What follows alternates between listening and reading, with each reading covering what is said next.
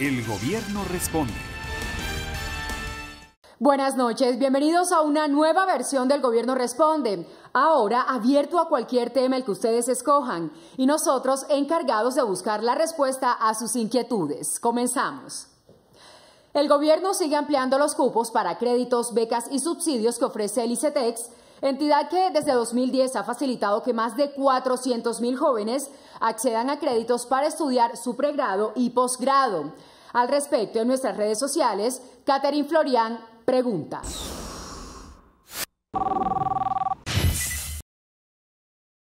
¿Cuándo comienzan las convocatorias del ICETEX para el segundo semestre de 2017? Y le responde el director del ICETEX, Andrés Eduardo Vázquez. Catherine, muy buenas tardes, muchas gracias por su pregunta. Las convocatorias las abrimos el pasado 30 de mayo y vamos a estar en apertura desde el 30 de mayo, vamos a estar todo el mes de junio y parte del mes de julio con la apertura para lo que es el segundo semestre del 2017. Y justamente sobre este tema, a través de nuestras redes sociales, formulamos este sondeo a la siguiente pregunta. Para facilitar el acceso a la educación superior en Colombia se necesita más becas y subsidios 59%, más cupos 14%, más facilidades de crédito 14%, más programas de estudio 13%. El sueño de un nuevo municipio en la vereda Miraflores dio luz verde a un proyecto del que no se tiene precedente alguno en la historia reciente del país. Gramalote hoy late más fuerte. Y frente a este tema, Marco Riaño pregunta y le responde Iván Mustafa, gerente del Fondo de Adaptación. ¿Por qué la reconstrucción de Gramalote ha sido uno de los sitios más importantes en Colombia? Porque Gramalote es el primer municipio del siglo XXI. Es el municipio adaptado al cambio climático, en donde la plaza de mercado, por ejemplo, tiene la reutilización de las aguas lluvias, en donde la plaza central tiene molinos para producir el agua y poder abastecer todas las siembras y todos los adornos que se tienen en la plaza, el parque y demás. Las casas son adaptadas al cambio climático, son bioclimáticas, son bastante frescas. Las familias pueden vivir como adaptadas al clima y a las condiciones que se requieren en Gramalote. Esa es la importancia de Gramalote como primer municipio del siglo XXI. Jóvenes en Acción es el programa de prosperidad social que apoya a los jóvenes en condición de pobreza para que puedan continuar sus estudios técnicos, tecnológicos y profesionales. Al respecto, Fiber Cerquera nos escribe a través de nuestras redes sociales. Los que pertenecen a la articulación del SENA con la media técnica pueden inscribirse a Jóvenes en Acción. Responde su director, Nemesio Royce. FIDER, el programa de Jóvenes en Acción es únicamente para bachilleres que van a ingresar por primera vez a educación técnica, tecnológica, universitaria. Personas que ya no son solo bachilleres, que ya han tenido oportunidades de formación distinta, no son consideradas para el programa de Jóvenes en Acción, porque el programa lo que hace es darle oportunidad a esos jóvenes que no han tenido la oportunidad de poder ingresar a esa educación técnica, tecnológica y universitaria. La iniciativa Wi-Fi gratis para la gente, liderada por el Ministerio de las Tecnologías de la Información y las Comunicaciones, completa ya 500 zonas instaladas en todo el país. Elizabeth Acosta, interesada en este tema, pregunta y le responde el ministro David Luna. ¿Cómo llega Internet a las zonas apartadas? En el año 2010, apenas 200 municipios en Colombia tenían fibra óptica. Por instrucciones del presidente Santos, hoy 1.078 municipios tienen fibra óptica. ¿Eso qué significa? Que llegamos a todos los municipios con una autopista de 6 carriles para soportar el tráfico de Internet de los próximos 30 años. Ahora, ¿cuál es el reto? Lograr que muchos de esos hogares se conecten a ese punto. En el año 2010, ojo con esta cifra, teníamos apenas el 10% de los hogares conectados. Hoy, según la cifra del DANE, tenemos más del 50% de los hogares conectados. En el año 2010 teníamos apenas el 15% de los hogares con computador o tableta. Hoy, según las cifras del DANE, más del 60% han logrado recibir un terminal. Vamos por buen camino. La tecnología es una política pública, es una política que busca cada día disminuir la pobreza. Y hablemos ahora de lectura, porque los niños colombianos entre los 5 y los 11 años pasaron de leer 1,9 libros por año en promedio a 3,2 libros por año, que era la meta que se había puesto el Ministerio de Cultura para el 2018. Luis Mosquera, desde las calles de nuestro país, pregunta. ¿Qué estrategias tiene el Ministerio de Cultura para incentivar la lectura en los colombianos? Ese es el eje estratégico del Ministerio de Cultura. Desde el 2010 venimos implementando una estrategia integral para promover la lectura entre la población colombiana. Construimos 200 bibliotecas públicas en este periodo de gobierno del presidente Juan Manuel Santos, en sus 8 años. Adicionalmente, hemos dotado a las bibliotecas con nuevas colecciones. Tenemos concursos que incentivan la lectura. Dotamos con tabletas y computadores, porque también hemos desarrollado toda una política de digitalización de autores regionales. Tenemos promotores de lectura, capacitamos bibliotecarios y eso se ve reflejado en la última encuesta del DANE, donde los índices de lectura son hoy muy superiores a los anteriores que tenía Colombia. La Ley de Víctimas y Restitución de Tierras constituye un paso fundamental hacia la paz. Recuperar las tierras permite generar condiciones de reconciliación y reconstrucción de proyectos de vida. Juan Vázquez formula la siguiente pregunta al director de esta entidad. ¿El proceso de restitución de tierra lo podemos lograr a través del Internet? No, este es un proceso que requiere la presencia de la persona, las pruebas que debe allegar, los testimonios, la solicitud, porque la norma dice que quien hace una solicitud de manera temeraria tiene una pena de 8 a 12 años. Entonces hay una rigurosidad de ley, nos toca bajo la gravedad de juramento. Ahora bien, frente a colombianos que están en el exterior, lo que se hace es a través de los consulados facilitar la solicitud, que la persona pueda hacer la reclamación fácilmente. Y para eso utilizamos el canal de internet, para que la persona se documente de cómo es el proceso restitutivo, si tiene o no tiene derecho, y también se les facilita para que la cita que da la unidad se coordine con la persona, cosa que cuando el reclamante que está fuera del país se siente frente a un computador en el consulado, aquí en la unidad haya una persona que lo está escuchando y le recoge toda la reclamación, y la persona hace una presentación personal en el consulado y nos envían esa información a nosotros. El derecho a la educación, a la salud, a la paz y a la libertad constituye esa guía para tener un buen plan de gobierno, y así lo ha ratificado el presidente de la República, Juan Manuel Santos. Frente a este tema, Jessica González pregunta y le responde el viceministro del Interior. ¿Los indígenas en Colombia tienen su propio sistema de gobierno? Los pueblos indígenas en Colombia, que son alrededor de 102, tienen unas condiciones de reconocimiento constitucional y legal muy importantes. Ellos tienen la facilidad y el reconocimiento estatal para organizarse en torno a estructuras de cabildos y de gobierno propio, con sus propios sistemas de elección y de representación, que son inscritos en el Ministerio del Interior, pero también gozan de un reconocimiento adicional en lo que respecta a su justicia propia, impartir justicia para temas de carácter general a su comunidad. El gobierno colombiano reconoce en la diversidad étnica y en la diversidad cultural una posibilidad de diferenciarnos y de ser mejores como nación, y por eso darle las posibilidades de gobierno propio y de reconocimiento, de diálogo entre un gobierno nacional, un gobierno departamental y unos gobiernos y unas autoridades indígenas es fundamental para reiterar y profundizar el carácter multicultural y pluriétnico de nuestra nación. Aunque se ha presentado una disminución considerable en las precipitaciones, las lluvias continúan en regiones como la Orinoquía y la Pacífica.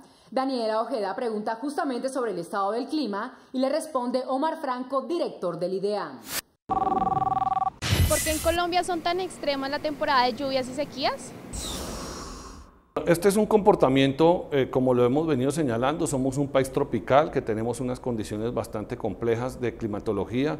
El país se ve afectado por las condiciones, por ejemplo, meteorológicas que pasan por el Caribe colombiano, particularmente todo lo que son la temporada regular de huracanes, tormentas tropicales que atraviesan esta región del continente, todo lo que pasa en el Océano Pacífico, por supuesto asociado a la variabilidad climática, la humedad que viene de la región de la Amazonía, de la Orinoquía, que hace tránsito por el país, la zona esta de confluencia intertropical, por estar en la mitad recibiendo estos dos comportamientos, pues hace que el país tenga una climatología no regular, como la tienen en Europa, como está en Estados Unidos, que tiene 4 estaciones, que tienen muy bien definidas sus condiciones climáticas. Colombia no tiene eso.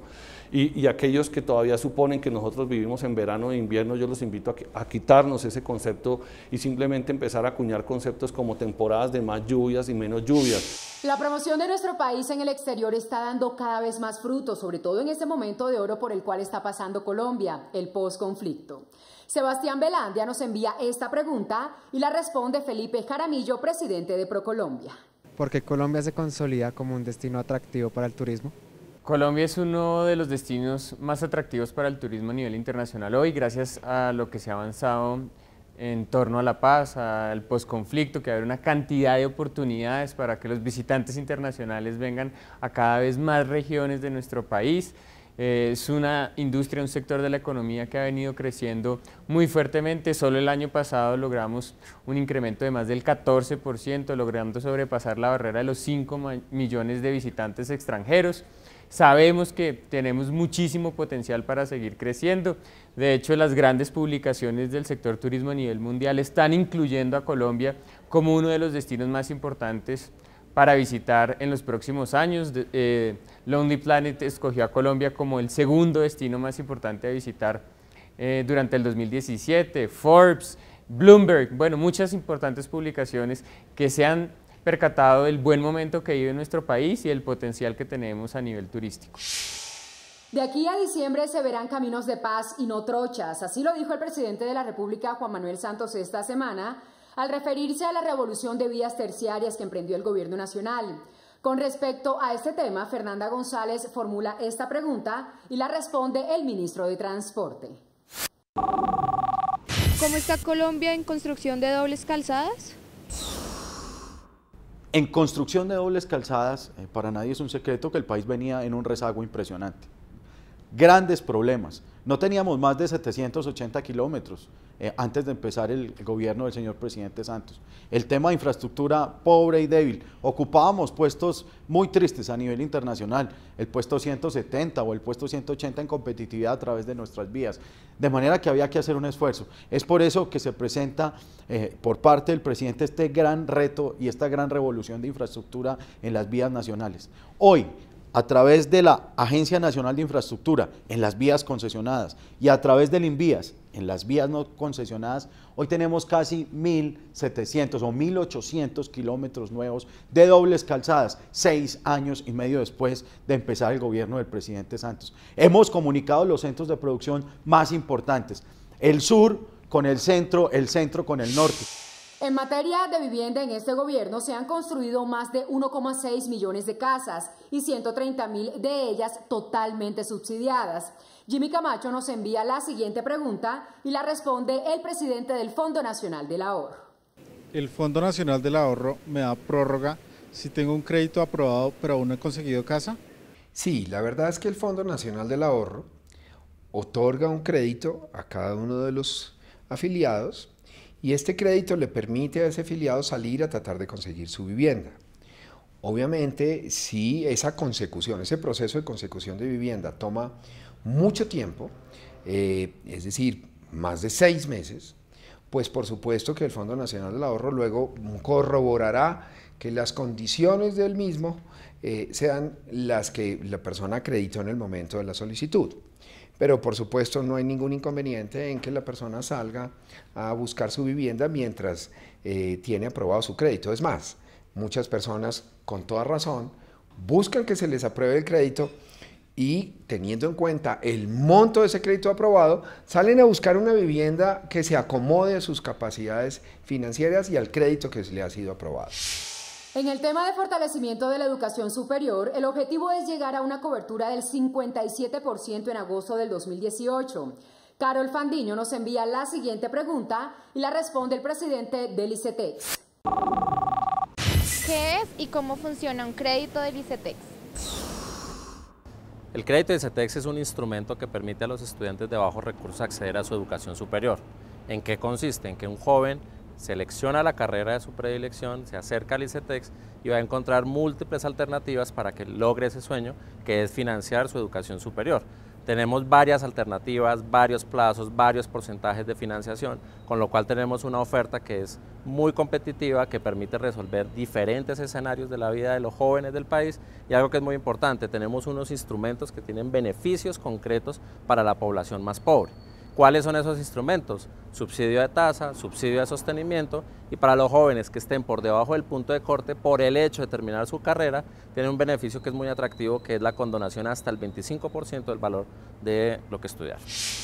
El Fondo de Adaptación adelanta proyectos de vivienda, acueducto, alcantarillado, medio ambiente, transporte y reactivación económica, todos ellos con componentes de adaptación al cambio climático. Al respecto, Catherine Aragonés pregunta y le responde Iván Mustafa. ¿Las familias afectadas por la pasada ola invernal tendrán vivienda? El Fondo de Adaptación tiene como misión atender las familias afectadas en el invierno 2011. Las actuales, la unidad de riesgos. Hoy tenemos beneficiados más de 2.5 millones de personas menos vulnerables, porque les hemos construido casas, colegios, hospitales, vías, incluso obras estratégicas como el Canal del Dique y Gramalote, que les permite hoy ser menos vulnerables al cambio climático. El presidente de la República, Juan Manuel Santos, destacó los logros históricos que se han conseguido en materia de disminución de la pobreza, aumento del empleo y acceso a la vivienda, los cuales superan todas las previsiones que se tenían hace 7 años. Frente a este tema, Sol Rendón pregunta y le responde Nemesio Royce, director de Prosperidad Social. ¿En qué consiste el concepto de pobreza multidimensional? A ver, la pobreza multidimensional es un indicador que tiene este país, uno de los indicadores más avanzados que se usan en el mundo y que Colombia usa desde el año 2011, donde no simplemente mira al pobre por el nivel de ingresos que tiene, sino que mira distintos factores que son determinantes en la calidad de vida de cada uno de los colombianos. Mide factores como el acceso a la salud, el acceso a la educación, programas de niñez y juventud, el tema de generación de ingreso y trabajo, pero también las condiciones de la vivienda y acceso a los servicios públicos. Colombia arrancó en el año 2010 teniendo un índice de pobreza multidimensional del 30%. Hoy, este año, hemos logrado cumplir la meta que nos establecimos para todo el gobierno de 17.8%, es decir, que más de 5 millones de colombianos han salido de la pobreza multidimensional, una pobreza que es mucho más difícil de combatir que la pobreza monetaria, que simplemente mide los recursos, porque en la pobreza multidimensional lo que hacemos es orientar los programas sociales de educación, de salud, de vivienda, para que las familias no vuelvan a caer en círculos de pobreza más adelante. Y a partir de junio, Colombia será protagonista en Francia con más de 200 proyectos que incluyen música, teatro, cine, literatura y gastronomía, en el marco del Año Colombia-Francia. Carol Rangel justamente realiza la siguiente pregunta y la responde la ministra de Cultura. ¿Cómo es visto el cine colombiano a nivel internacional? Cada vez el cine colombiano se posiciona más. La realidad es que hoy en día las historias ya salieron del monotema del narcotráfico, de la estigmatización que teníamos frente a los temas de violencia. Hoy se ruedan otras historias, tenemos otras narrativas. Somos uno de los países que más crece en asistencia de público a las salas de cine. Después del abrazo de la serpiente, el posicionamiento del cine colombiano a nivel internacional es significativo. También la segunda ley del cine, que permite incentivar a productores internacionales para que rueden en Colombia, nos ha hecho posicionarnos en otras ligas. Hoy personajes como Tom Cruise o como Antonio Banderas han rodado en Colombia y sus películas pues muestran una realidad diferente de nuestro país. Esta semana se conmemoró el Día Mundial del Medio Ambiente y por eso la invitación es a cuidar nuestros ecosistemas. Esteban Morales formula esta pregunta y la responde el director del IDEAM. ¿La contaminación de un lugar puede influir en el estado del tiempo?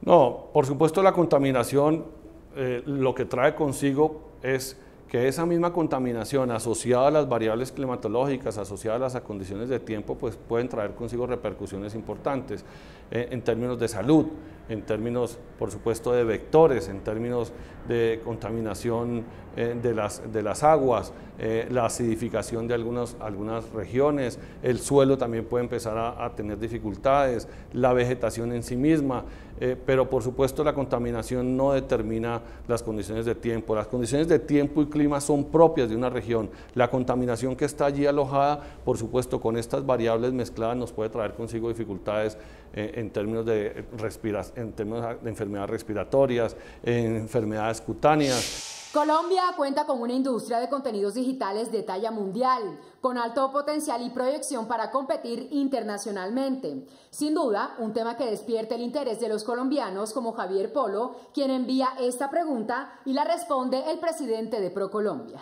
¿Las tecnologías se han vuelto ejemplo de emprendimiento? Hoy no solo estamos recibiendo cada vez más flujos de inversión extranjera directa, sino que esa inversión está llegando a sectores de la economía en los que tenemos mucho potencial, sectores que nos permiten diversificar nuestra economía. Uno de ellos es el sector servicios, es la economía naranja, donde hemos visto con mucha satisfacción cómo sectores como el de los servicios creativos, de las industrias de la tecnología, están generando contenido y servicios para distintos países alrededor del mundo. Colombia tiene una ubicación geográfica muy estratégica para este tipo de industrias. Hemos además sido catalogados como uno de los países que tiene una mano de obra mejor calificada en Latinoamérica. Son muchas las oportunidades y es por eso que cada vez le apostamos más a la internacionalización de las pequeñas, medianas y grandes empresas en el sector servicios, uno de los sectores que más se ha favorecido de esta nueva coyuntura que nos ha traído la paz a todos los colombianos. Cada vez más son los jóvenes quienes con el apoyo del gobierno nacional están accediendo a la educación superior para cumplir su sueño de ser profesionales. Andrés Vanegas pregunta sobre este importante tema y le responde el presidente del Fondo Nacional del Ahorro. ¿Cuáles son los beneficios del crédito educativo que ofrece el Fondo Nacional del Ahorro frente a otras entidades que ofrecen este mismo producto? Los beneficios del Fondo Nacional del Ahorro en temas de crédito educativo tienen muchísimo que ver con las tasas de interés, son tasas de interés verdaderamente atractivas. Esto facilita luego que la persona que opta por esa modalidad de crédito pueda pagarlo y esto pues sea financieramente viable. De alguna manera nosotros estamos buscando apresurar y agilizar los tiempos del otorgamiento de ese crédito y puedo decir que hoy por hoy es uno de los créditos que estamos otorgando con mayor agilidad y en este tipo de créditos es algo muy importante porque la gente necesita una capacidad de respuesta muy rápida, como quiera que las universidades o los planteles educativos tienen unos espacios breves de tiempo para que les sean cancelados el importe de esas matrículas. Las estrategias de transparencia a través de Colombia Compra Eficiente permiten que la relación entre la oferta y la demanda encuentren equilibrio dentro de las compras del Estado, evitando así hechos de corrupción. En nuestras redes sociales, Andrés Felipe Guzmán, @AFGuzmán34, pregunta: ¿el registro de proveedores continúa en las cámaras de comercio o pasa a Colombia Compra? Le responde María Margarita Zuleta, directora de la entidad. Andrés Felipe Guzmán además me está recordando que no toqué una de las recomendaciones de OCDE, que es muy importante, que es el registro de proponentes. ¿Qué dice la OCDE del tema? Nos dice, el registro de proponentes debe ser algo que administra el principal del sistema de compra pública. ¿Qué nos pasa en Colombia? El registro único de proponentes ha sido muy importante, nos ha ayudado muchísimo. Si nosotros miramos la historia reciente y qué pasaba antes, nos ha ayudado muchísimo, pero el registro único de proponentes está por fuera del sistema de compra pública. Una persona en el Ministerio de Agricultura no puede acceder libremente al registro único de proponentes. Y lo que se busca es que las entidades contratantes puedan acceder libremente al registro único de proponentes, libremente, y manejar esa información libremente. Y terminamos por hoy esta emisión. Los invitamos a que continúen enviando sus inquietudes sobre cualquier tema y también a que sigan escribiéndonos a nuestras redes sociales en Facebook, Twitter o Instagram, en donde nos encuentran como Urna de Cristal. A todos ustedes, gracias por su compañía y recuerden que este es el programa de la participación ciudadana en el que ustedes preguntan y el gobierno responde. El gobierno responde.